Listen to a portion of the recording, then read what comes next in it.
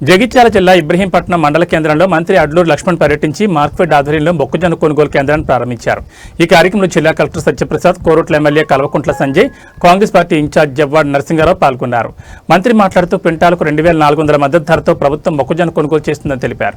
జిల్లా వ్యాప్తంగా మరిన్ని కేంద్రాలను ప్రారంభిస్తామని, అకాల వర్షాలతో నష్టపోయిన రైతులను ఆదుకుంటామని హామీ ఇచ్చారు. మాజీ మంత్రి జీవన్ రెడ్డి రాజీనామా అంశంపై తర్వాత ప్రత్యేకంగా మాట్లాడతానన్నారు.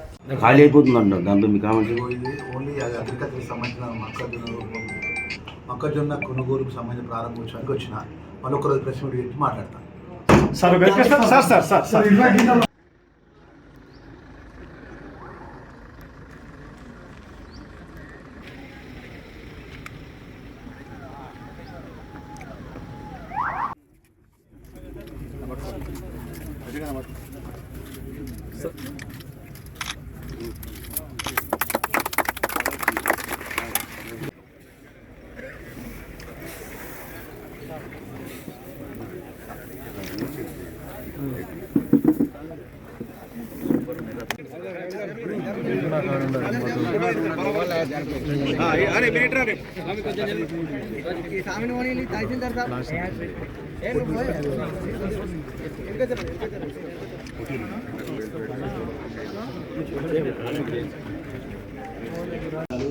విపరీతమైన గాలి ద్వారంతో జగిత్యాల జిల్లాలో చాలా మండలాల్లో పట్ల రైతులకు తీవ్ర నష్టం జరిగింది.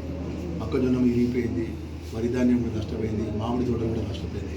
దానికి అసెస్మెంట్ వేసి సుమారు 9,000 పైచీలకు ఎకరాలకు సంబంధించినటువంటి నష్టాన్ని కూడా ప్రభుత్వం నివేదిక జిల్లా కలెక్టర్ ద్వారా ప్రభుత్వానికి పోయిన వెంటనే సాధ్యమైనంత వరకు మన జిల్లా మంత్రిగా గతంలో కూడా 2 సార్లు కూడా నష్టపోయిన రైతులు ఈ వడగళ్ళ వరకు, అకాల వర్షాలకు, గాలి ద్వారకు మరి ఆ విధంగా గతంలో ఉన్నటువంటి నష్టపరిహారాన్ని ఈ నష్టపరిహారం కూడా ప్రభుత్వం నుంచి ఏ విధంగా గౌరవ ముఖ్యమంత్రి గారి దృష్టికి తీసుకుని ఏ విధంగా వారి నష్టపరిహారాన్ని భర్తీ చేయాలి, ఏ విధంగా ఆదుకోవాలనే విషయాన్ని కూడా ప్రత్యేక శ్రద్ధ పెడతానే విషయాన్ని మీ ద్వారా తెలియజేసుకుంటున్నా.